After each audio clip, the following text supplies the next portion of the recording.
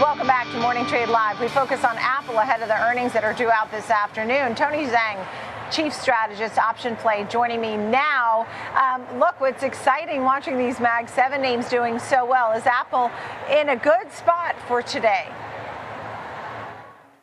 Fortunately, I happen to think Apple is not in as good of a spot as what we saw last night with Microsoft and Meta.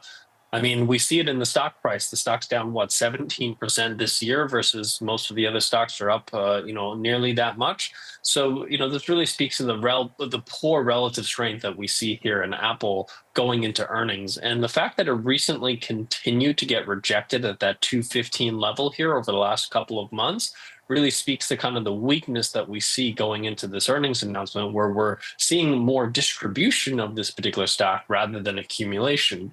And this really comes back to the overall story with regards to just the valuation that it continues to trade at, which remains relatively high at 27 and a half times forward earnings. And, that makes sense when you are growing rapidly and your profit margins are strong here. And that's just, at the moment, not true anymore. The stock has seen substantial revisions lower on both top and bottom line for EPS and revenue. We've seen they've continued to miss iPhone sales targets here over the last year. And that means that the stock is really growing at low single digits in terms of revenue. And we're talking about EPS growth that's barely eking out 7-8% EPS growth year over year. And, the only thing that's been holding together this rich valuation that Apple's been trading at has been net margins. Net margins have been relatively strong and stable around that 24%. But this is really where I think we're starting to head into an environment where even that is starting to be put into question. You have multiple regulatory headwinds that Apple is facing with regards to whether or not Alphabet can continue to trade, can continue to pay tens of billions of dollars a year to Apple to keep Alphabet or Google as the default search engine here for Apple. That's pure profit for them, and that's a significant amount of their net margins that we're looking at. And then also you have pressures in terms of the App Store in both the EU as well as here in the States, as far as whether or not they can continue to charge the rates that they charge for access to the App Store. And recently, just their fumble with AI. They've continued to see a lot of chaos internally with regards to their AI strategy. We recently just saw that they've lost a significant amount of their leadership to Meta in terms of their in-house AI team. So just at the moment, there's a lot of chaos internally here at Apple. And I think at the moment, that's going to continue to put some pressure on margins. And that is really what I think is going to be some downside risk here for Apple heading into this particular earnings cycle.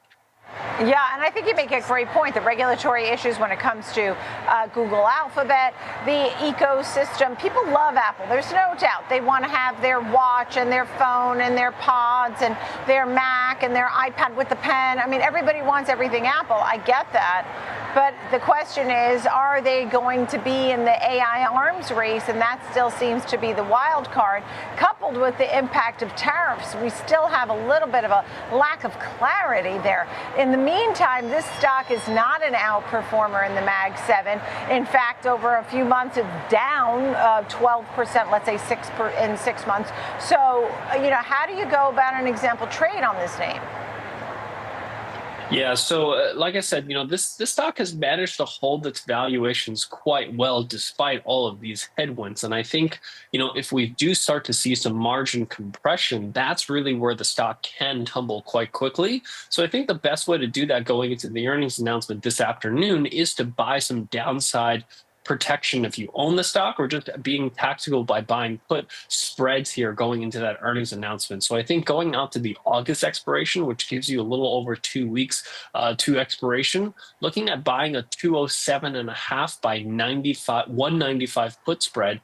Earlier today, you can pay about $3.75 for that put spread. That gives you a put spread that's about $12.50 wide, that you're paying just around a little under $4 for, that's going to give you, about a 2.5 to 1 risk to reward ratio if Apple does fall below that 195 strike price by that August expiration, which I think is a reasonable downside target if we do see Apple miss on their margins to the downside, because that's really what's, like I said, I believe holding the current valuation up is the fact that they have been able to maintain those margins despite the slowdown we've seen in both top and bottom line growth. How do you feel about the market overall? So while, Apple's a little bit of a no when it comes to the versus what you're seeing for Meta and Microsoft, how about the big picture here? Because we're hitting records. Yeah, that's right. I'm actually quite surprised at how far the market stretched yesterday after Meta and Microsoft, because both of those names are trading at, 27, 32 times forward earnings, respectively. So, especially on the back of kind of some of the weakness that we started to see after the Fed announcement yesterday, I think this really comes down to two things, right? Whether or not inflation is tamed, if you will, as a result of the tariffs, right? I think that's a little bit still out to be seen. This morning's PCE number, I think, is an important an important part of that particular calculus. But really, it's the labor market, I think, tomorrow that's going to give us a better sense, because we've seen a slowdown in the labor market over the last 4 months or so. Is that starting to turn around? You had private payrolls on Wednesday came out that surprised to the upside. Maybe the labor market is starting to turn back around here, or the labor market is still quite weak here. That's really kind of the big calculus that the Fed is waiting to see right now, and I think everyone kind of has their own view as to whether or not the labor market is as strong as kind of perhaps they want it to be. But I think there's some signs that the labor market is potentially weakening here, and I think that is the reason why we may need to cut interest rates in that September meeting here. So I think it all comes down to inflation and labor, in my opinion, more so than tariffs or anything else. Okay, Tony Zhang, Chief Strategist, Options Play. Thank you so much. It's great to see you. Really appreciate it. And a great preview there of Apple, too.